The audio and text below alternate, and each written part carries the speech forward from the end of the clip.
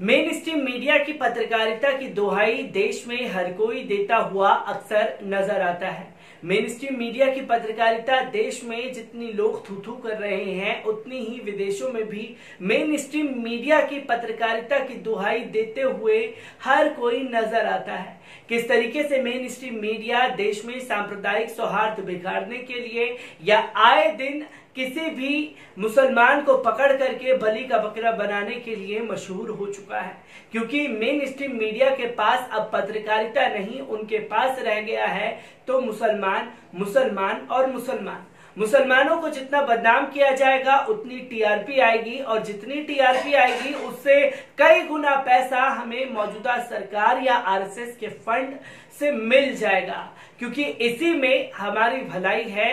भाड़ में जाए दुनियादारी, हमें तो देश में नफरत दंगा फैलाना है, चाहे उसके लिए कितनी भी लाशें बिछ जाए, किसी के भी खून हमारे मुंह से सने हो, हमें करनी है तो सिर्फ देश में नफरत भरी पत्रकारिता। और ये नफरत भरी पत्रकारिता अब देश में जितनी थू-थू हो रही है, उतनी ही विदेशों में लोग लगातार खुल करके मेन स्ट्रीम मीडिया के खिलाफ लिखते हुए नजर आते हैं। न्यूयॉर्क टाइम्स हो चाहे अल जजीरा, आए दिन इनके खिलाफ अपनी रिपोर्ट दर्ज कराता हुआ नजर आता है, जिसकी नजर दुनिया में लोगों के खिलाफ पहुंच चुकी है। और दुनिया में अगर पत्रकारिता के स्थान पर भारतीय पत्रकारिता की बात की जाए तो 142वें स्थान पर पहुंच चुका है। बहुत ही शर्मनाक कागार पर है भारतीय पत्रकारिता, जहां तलवे चाटने के लिए पत्रकार मशगूल हो चुके हैं, क्योंकि पत्रकारों का ये होना भी इसलिए इस तरीके से सामने आया है क्योंकि सत्ता के आगे नतमस्तक हो चुके हैं, और जो बचे हैं तो वहां आज के दौर में खुद LIC बीमा बेचने वाले भी खुद को बड़ा पत्रकार समझने लगे हैं। क्योंकि अगर बात की जाए तो रविश कुमार, पुण्य प्रसून वाजपेयी, अभिसार शर्मा, तमाम वो चैनलों नामों के बाद अपना नाम जोड़ते हुए नजर आते हैं। यहाँ तक कि कोई पेंसिल या पेन चलाना नहीं जानता हो, 4 अक्षर अपने पढ़ना नहीं जानता हो, वो भी खुद को पत्रकार कहलाता है। बड़े बड़े न्यूज चैनल में काम कर चुके, तमाम एक्सपीरियंस लगा चुके, वो भी अब इस प्लेटफॉर्म पर आकर के खबरों की नकल करते हुए नजर आते हैं। ये पत्रकारिता है जो दम तोड़ चुकी है, और कुछ लोगों की वजह से पत्रकारिता जिंदा है, जैसे दी वायर, पल पल न्यूज और तमाम वो लोग हैं जो खुद काम करते हुए नजर आते हैं।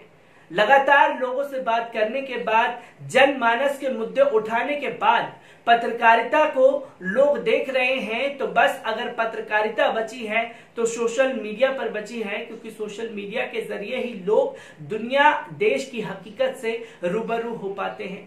इसीलिए लगातार मीडिया के खिलाफ एक मोर्चा चला हुआ है, और इस मोर्चे को संभालने की जिम्मेवारी आपके और हमारे कंधों पर आ चुकी है, क्योंकि जो 4 खबरें मैं लेकर के आप लोगों के सामने जुड़ा हूं, उसने पत्रकारिता को शर्मसार कर दिया है। इस पर ज्यादा ना बात करके बढ़ते हैं पहली खबर की तरफ। अर्नब गोस्वामी के खिलाफ सुप्रीम कोर्ट पहुंची महाराष्ट्र सरकार। रिपब्लिक मीडिया नेटवर्क के संस्थापक अर्नब गोस्वामी के खिलाफ महाराष्ट्र की उद्धव ठाकरे सरकार सुप्रीम कोर्ट पहुंच गई है। सुप्रीम कोर्ट में महाराष्ट्र सरकार ने दलील दी है कि अर्नब गोस्वामी सुप्रीम कोर्ट की तरफ से दी गई गिरफ्तारी से राहत का दुरुपयोग कर रहे हैं, अपने कार्यक्रम के जरिए पुलिस पर ही इल्जाम लगा रहे हैं, जांच अधिकारियों को डराने की कोशिश कर रहे हैं। सरकार ने कहा इस मामले पर सुप्रीम कोर्ट संज्ञान ले।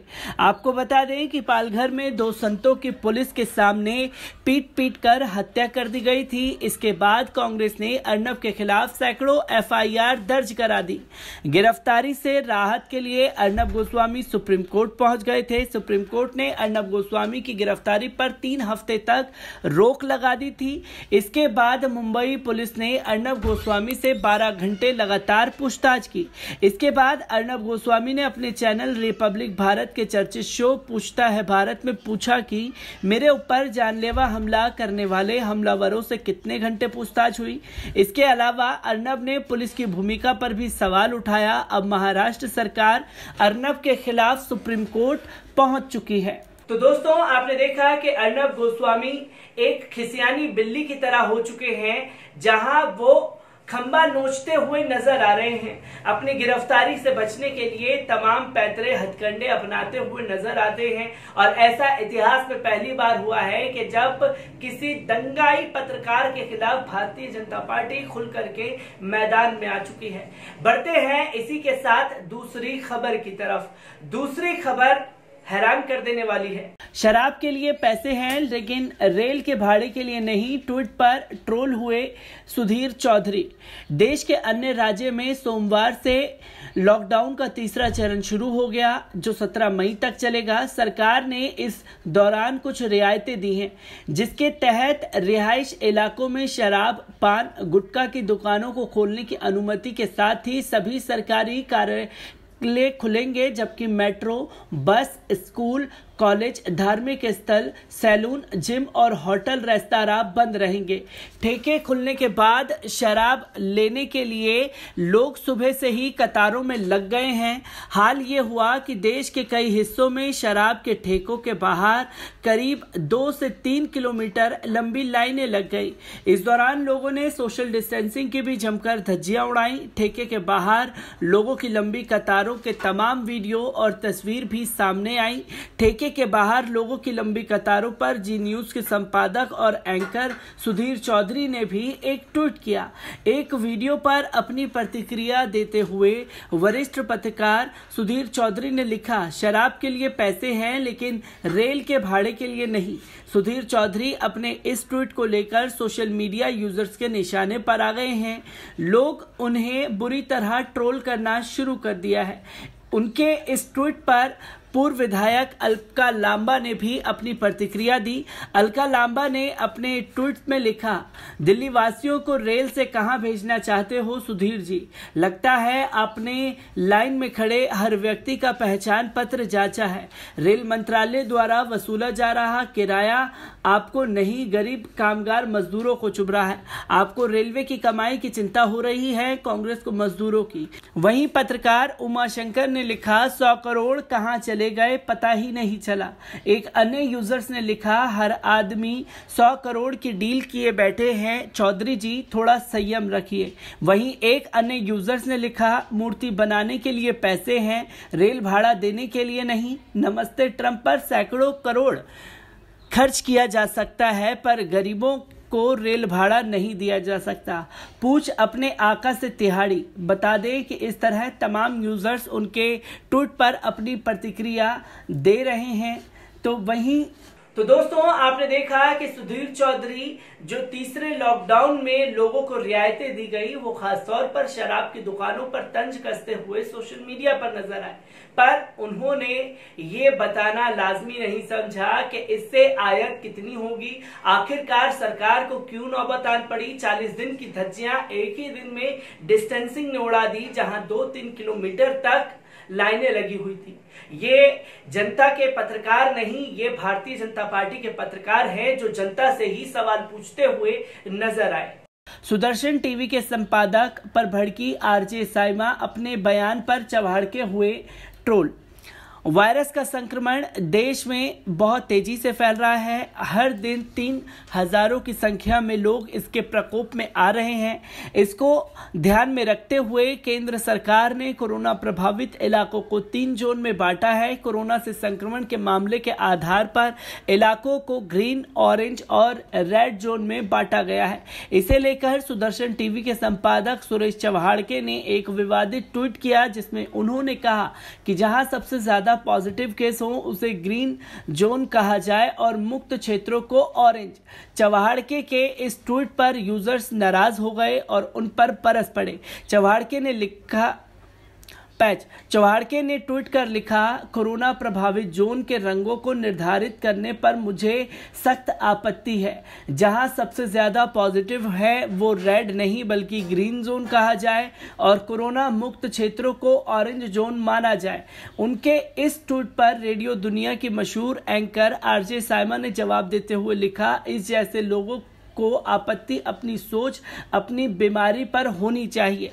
यूजर्स ने लिखा, ठरकी ओके, सुरेश चव्हाण के ग्रीन रंग मुसलमानों का हो गया, गजब दिमाग पाए हो, थारे को हरा रंग से परेशान है छे, तुम्हें तो भगवा पसंद है, अब हरे रंग की उम्मीद लगा रहे हो, हरा रंग तो मुसलमानों का है, अच्छा लगता है, मालूम चल गया तुम्हें कि भगवा रंग में खतरा है। एक अन्य ने लिखा, बेटा गधों के कहने से दुनिया नहीं चलती। सुरेश चव्हाण के जिनके हाथों में बंदूक तलवारें अक्सर नजर आती हैं, वो दंगे में सबसे अव्वल स्थान पर जाकर के बैठना चाहते हैं, पर कई दिग्गज हैं उन्हें पछाड़ते हुए नंबर 1 और नंबर 2 की पोजीशन पर आकर के बैठे हैं। इसी की चाह में कभी हरे और ऑरेंज रंग में नफरत फैलाने की कोशिश सोशल मीडिया पर की तो लोगों ने उन्हें जमकर लताड़ लगा दी।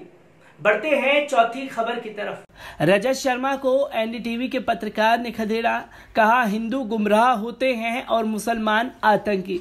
पत्रकार और समाचार चैनल इंडिया टीवी के चेयरमैन व editor in chief Rajat Sharma अपने एक ट्वीट को लेकर एक बार फिर से सोशल मीडिया यूजर्स के निशाने पर आ गए हैं। लोग उन्हें जमकर ट्रोल कर रहे हैं। रजत शर्मा के ट्वीट पर एनडीटीवी के पत्रकार उमाशंकर सिंह भड़क गए और कहा हिंदू गुमराह होते हैं और मुसलमान आतंकी। दरअसल रजत शर्मा ने गुरुवार अपने ट्वीट में उन्होंने लिखा, पालघर में हुई साधुओं की बर्बर हत्या की शुरुआती जानकारी आई है, क्या इसके पीछे मुसलमानों का हाथ है? बिल्कुल नहीं, ये गुमराह हुए हिंदुओं ने किया, गुमराह तो सख्त सजा मिलनी चाहिए। तो वहीं रजत शर्मा अपने इस ट्वीट को लेकर सोशल मीडिया यूजर्स के निशाने पर आ गए। शिल्पा राजपूत नामक यूजर्स ने लिखा, क्या बात बेशर्मा जी, जिस घटना में मुसलमानों का कुछ लेना देना ही नहीं, उसमें भी मुसलमानों का नाम लेना तो कोई तुमसे सीखे। इसीलिए कहती हूं कि तुम्हें तो सपने में भी मुसलमान ही आते होंगे। तो वहीं मन्नत नाम के एक यूजर्स ने लिखा, अगर मुसलमानों का हाथ होता तो तुम लोगों को कुत्ते के जैसे हड्डी मिल जाती दिन रात चूसने की। पत्रकारिता की दुनिया में 30 से 35 साल गुजारने के बाद भी जब कुछ काम न आया तो हिंदू मुसलमान के नाम पर अपनी टीआरपी और अपने नाम को बचाने के पीछे शर्मा जी लगे हुए हैं, जिन्हें लोग सोशल मीडिया पर बेशर्मा जी कह करके संबोधित कर रहे हैं। क्योंकि हिंदू गुमराह होता है जब पालघर की घटना में किन्हीं साधुओं की हत्या कर दी जाती है, मुसलमान एंगल नहीं मिलता तो हिंदू होते हैं वो गुमराह हो जाते हैं और मुसलमान आतंकवादी। इसी तरीके के शब्द के साथ सोशल मीडिया पर ट्रोल हुए रजत शर्मा, जिनकी लोग लगातार क्लास लगाते हुए नजर आ रहे हैं। और मैं ऐसी ही तमाम खबरों से आपको रूबरू कराता रहूंगा। तब तक के लिए दीजिए मुझे इजाजत। शुक्रिया।